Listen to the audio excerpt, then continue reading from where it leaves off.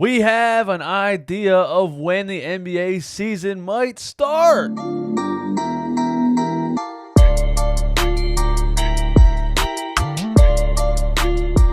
What is up, guys? DJ Sweat here, running back home with the most brutally honest Philly sports takes on YouTube. Some people don't like it, but it's because some people don't like the truth. Hit the like button if you like the truth. Hit the dislike button if you like lying to yourself. And hit the subscription button if you're new. I give you these podcast episodes damn near every day. I want my subscription. Let's get into this. We have news that the NBA season could potentially start on December 22nd. Wow. That is not too far away. And what does that mean? That means a very short offseason. That means the Sixers and all of the issues they have and all of the things that they need to fix has to happen over the course of about 2 months. What's the date today? 2 months. October 25th. Over the course of 2 months, the Sixers have to do things. Because, like I keep saying, you do not want to go back into next season with Al Horford in your lineup. You don't want to do it. You have to move that contract, whatever it takes. They're looking at possibly a 72-game season. 72-game season. That's cool for us. You know why? We got a guy that needs load management.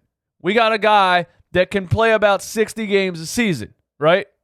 55, 60.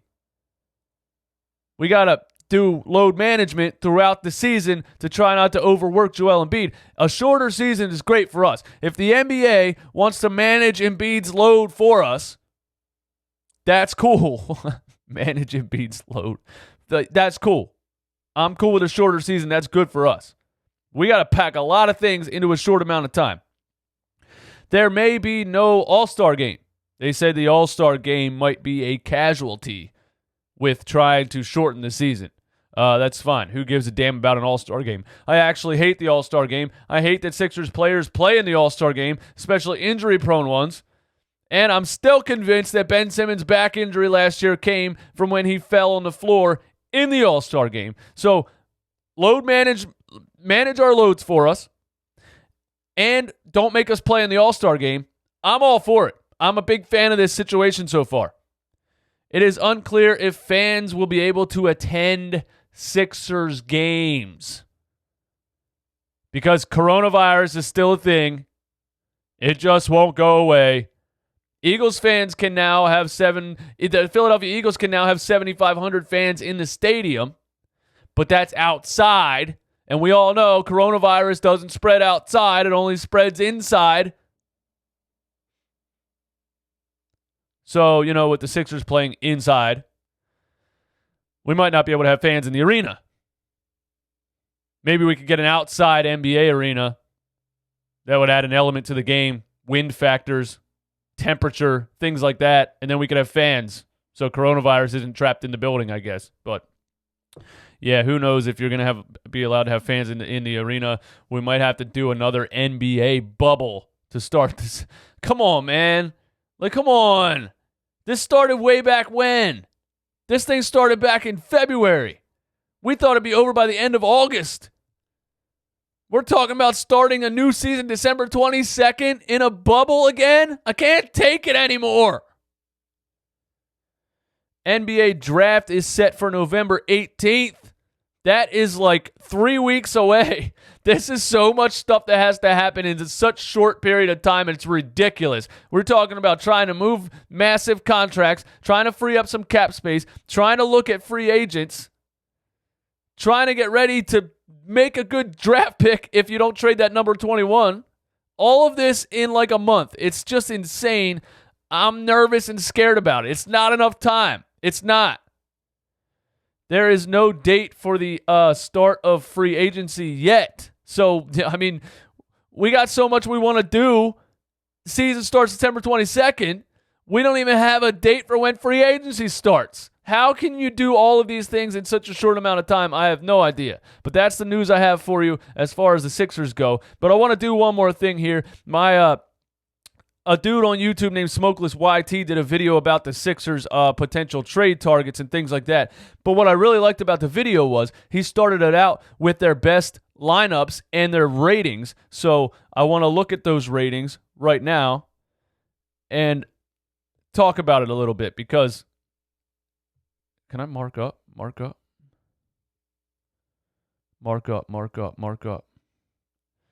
Yeah, I don't know how to mark up. I don't need to draw on the screen anyway. All right, so 2017-2018 lineup. Ben Simmons, J.J. Redick, Robert Covington, Dario Saric, Joel Embiid is still our most efficient lineup. Isn't that crazy? Isn't that insane?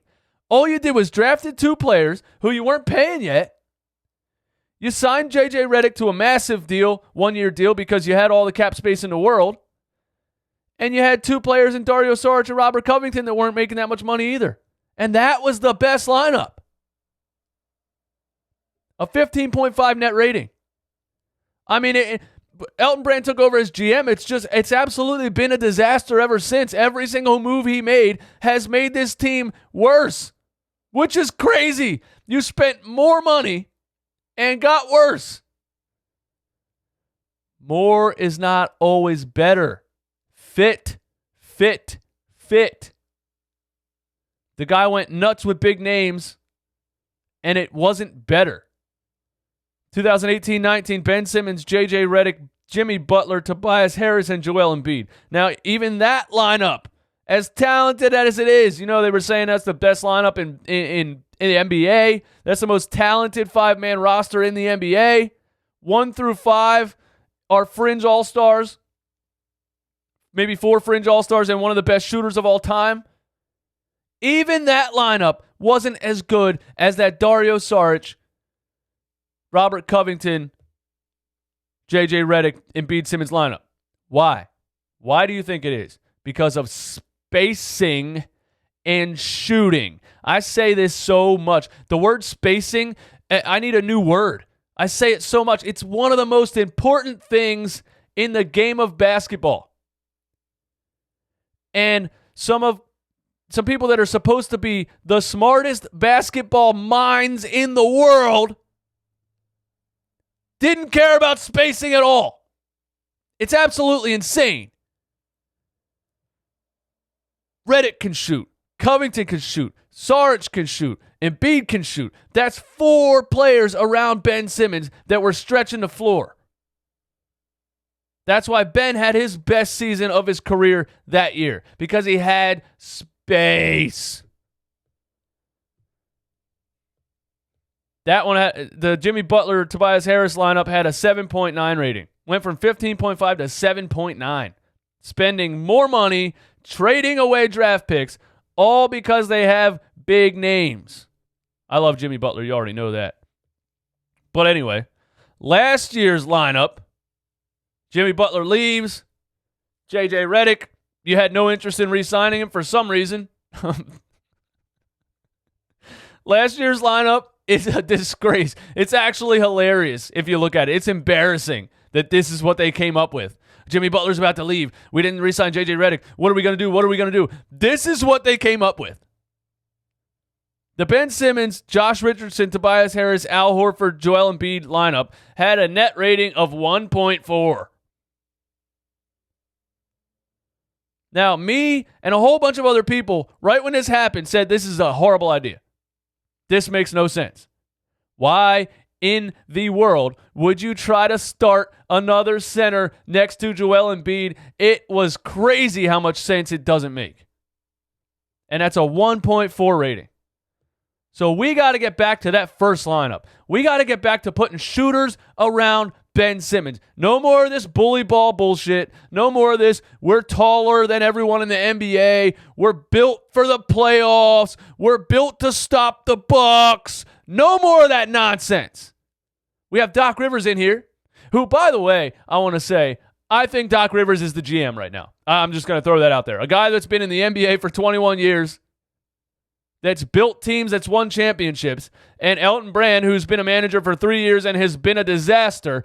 Doc Rivers is the GM. I don't care. And Doc said it's going to be a collective effort between him and Elton. So basically, Doc Rivers is the GM. I'm just going to say that.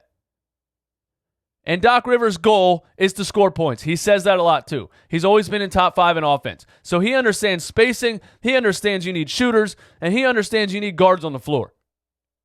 Your only true guard on the floor cannot be Josh Richardson. So you got to get Al Horford the hell out of here. You got to either move Tobias to the power forward or trade him too. You got to score points in the NBA. You got to score more points than the other team. Defense is important, especially come playoff time, but defense is not the most important. It's 2020. Offense is important. Teams are scoring 140 points out here. We got to get back to that first lineup. And it's sad because I wish it never would have went away. But we got to get back to that, man, because that team had an insane net rating compared to last year's team. But I still think we need a point guard. I still think you need a true point guard on this team to facilitate the offense in the half court. Ben Simmons is a point forward, or he doesn't have a position. That's fine. He can grab the boards. He's an amazing in transition, incredible vision, amazing playmaker. But when it comes down to the half court offense, Ben Simmons is not a point guard. That's just me.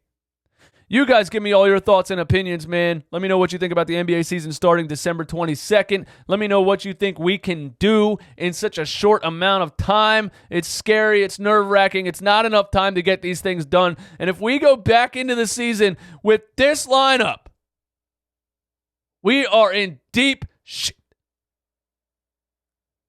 My name is DJ Eastwood. This is Run It Back, home of the most brutally honest Philly sports takes on YouTube. Some people don't like it, but it's because some people don't like the truth. Hit the like button if you like the truth. Hit the dislike button if you like lying to yourself. And hit the subscribe button if you're new. I give you these podcast episodes damn near every day. I want my subscription.